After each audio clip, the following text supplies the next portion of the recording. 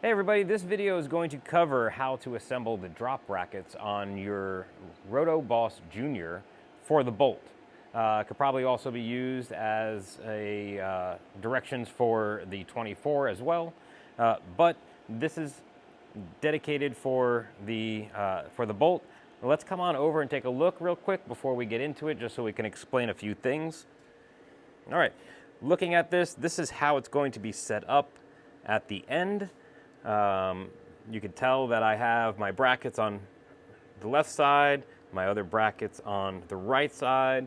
You can also see that I have some markings on the rail system or the frame for the honeycomb. But this is how you're going to have it set up. Just so you know ahead of time, before we start getting into it, what it's going to look like at the end. Looking at the RotoBolt Jr. drop kit for the Thunder Laser Thunderbolt, we're going to be looking at a couple of different parts. And I already have one of these hangers on here, but I kind of want to explain how we're setting up the legs and the hangers. The hangers and the legs have a changing position for moving this to where you need it. If we need the rotary to sit further down, we can actually do that by changing this position on these legs. So you need to really make sure that they all match. I'm using if you can see here, I have my locking position, because on the inside of here, there's a little bolt that sticks through, and this will help lock it to the frame on the bolt. So right here, this thumb screw locks it onto the frame rails. But I'm using the third position on this one. So thumb screw, hole, third position. Thumb screw, hole, third position.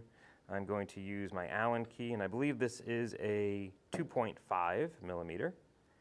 Put that in there, lock this down. So assembling all of this stuff prior to putting it inside the bolt is going to help you tremendously. Now, it mounts into the channels on the bolt's feet. And as you can see, or on the RotoBoss Jr.'s feet, as you can see, we have this one in here already. It's loose enough that I can still manipulate it, and you're going to want that when you put it into the machine so that you can move it to where it's going to sit flush and also be secure. Now, there is a proper way to put this holder that goes into the channel and the bolt. What we want is there's grooved edges, and you got to remove this 3D printed end cap. So you might have to use a screwdriver or a pair of pliers to pull it off, but it should wiggle off by hand. But if you can see, there's notched edges on this, and there's also a bearing. The bearing is going to go up to help hold this in position. So it's going to sit in here like that, and then it slides back and forth, as you can see. But what I find to be easier is I take my Allen bolt, I put it in the adjustable channel, I put this in here, and then I just screw the bolt into that channel stay. And just a little bit, because we want enough room to be able to slide this in. And if we look at this, hopefully you can see it. It kind of just goes and slides right in, like so. Again, that ball bearing is there to help limit the movement, so it's easier to get this positioned. This way it's not sliding all over freely. Once you have that in, tighten it down, but not so much that you can't move it, because we do want it, we want it to be able to move freely so that we can adjust it once it's in the machine. We're going to have to probably extend these out, move them around, and then even these we might have to readjust depending on how low we want the rotary to sit. All right, let's put this in the machine, and then we can go over how these adjust. But you're going to want to mount all 4 of these, 2 on the back,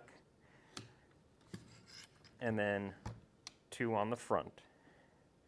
And that's what's going to hold this, or let this rotary drop down far enough so that we can use it and sit and stay in position on the frame rails for the honeycomb.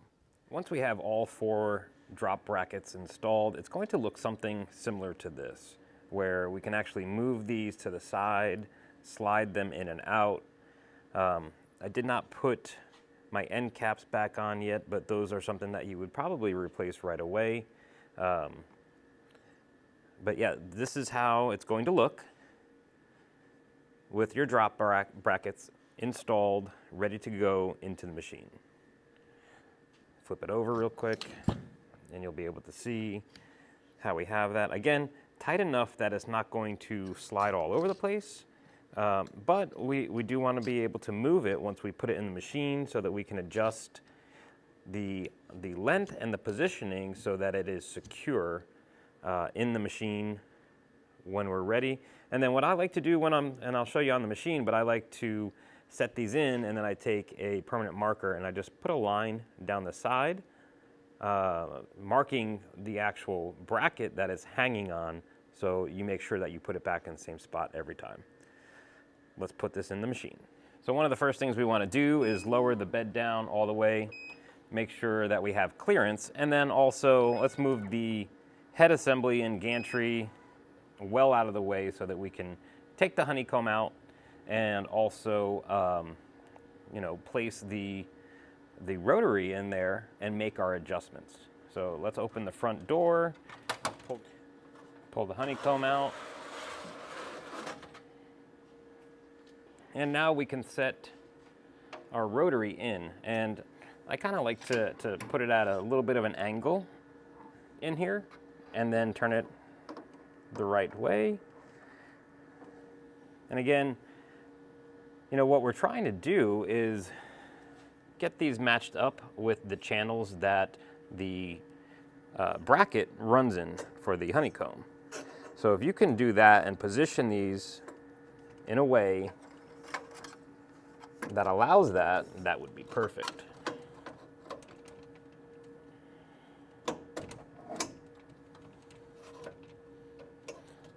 Again, keeping these released, not tightened down, so that you can move back and forth and get it adjusted the way that you need it is going to be the best solution. Now, if you have the bed all the way down, it may be relatively difficult to get this to seat properly, so just raise it up a little bit and you'll notice that the brackets will grab on in the correct positions.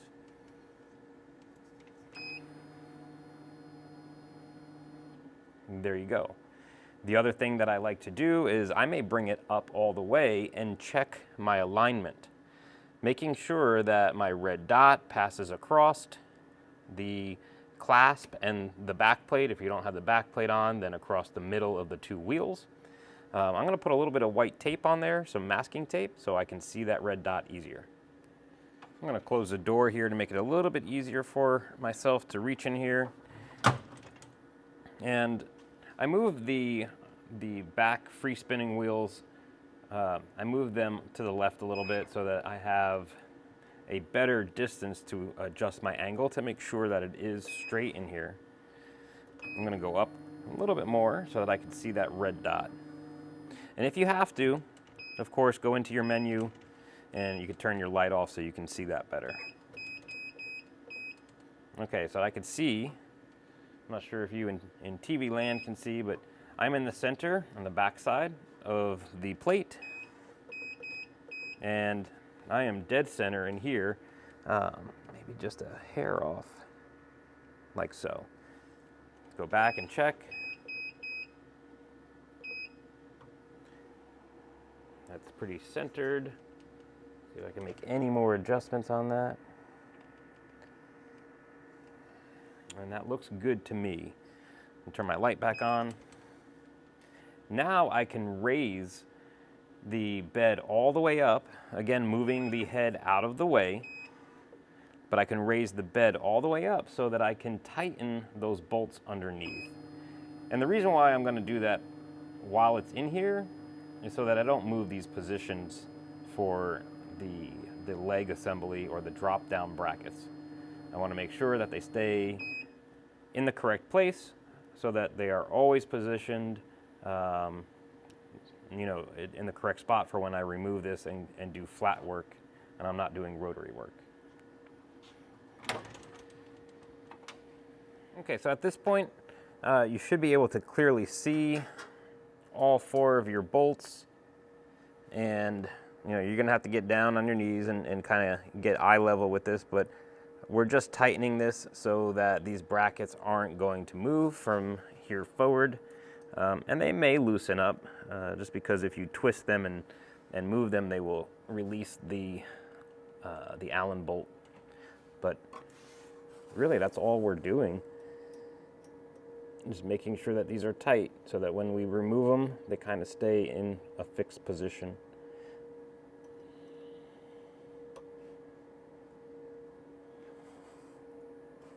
That was going to be a little bit more difficult to get to.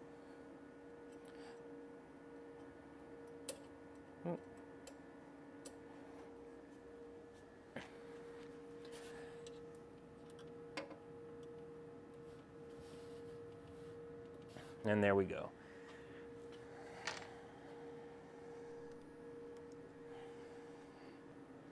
Something like this that I do is totally up to you if you want to do it, but I do like to mark these so that I know that this is in the correct position. You may also want to mark these. I can't reach that one, but I can reach this, because they are going to move. They will move. There's only one bolt holding them just because of the complexities of the design and the retrofit to make this rotary work in here. It may not be perfect as far as, you know, when you move something, you know, I would rather have 2 bolts there, but the one bolt will move eventually. So lining these things back up may be very important. You know, you can even go, all right, well, this is where my mount is. You know, whatever you want to do to maintain accuracy going forward when things do get moved out of position. And over here on this side. And like I said, this is just something I like to do so I can quickly throw it in here. I can reconfirm my red dot and then move on and get my work done. Another thing that we need to note is this is way too high right now, the way it sits, because of it's going to hit the gantry. You know, the head will hit whatever cup we have on here. It also does not allow for us to plug in. So we need to lower, again, the gantry. Again, we moved it up so that we can see that red dot clearly on the clasp and the back wheel plate here. I put a piece of tape there, and right in that V is what I was looking for. That's where the red dot was. Lowering this back down so that you can plug back in will be beneficial. We don't want to raise it up and hit that. And that's it, really. That's the assembly and usage of the RotoBoss Jr. in the bolt. Going down on the machine, on the Z-axis, we can see that we are right at the end. If you go down too far, you will start to raise these off. So either you can move the position here. I have it set up so that I can fit different things and that it goes all the way down to the bottom. But again, we have these height adjustments in here for different levels. And this is about as low as it's going to go. And then, yeah, just make sure that when you bring it back up, that all these feet sit flush. We have our locking thumb screws in here so that, you know, once you have it down all the way, you can tighten them, limiting the movement of the rotary tool off of the frame for the honeycomb. And a quick recap, we are just making sure that we install those 4 brackets on both the left and right side of the rotary loosely so that when we put it in, they're easy to manipulate to get into place before we lock things down. Also, we are making sure that they are lining up in these channels so that they don't get caught in between the frame for the honeycomb and the chassis of the machine. Other than that, it's pretty straightforward once you have those brackets on, making sure that they are aligned and that your positioning is aligned down the center of the cup. Hope this helps. You get your RotoBoss Junior installed in your bolt.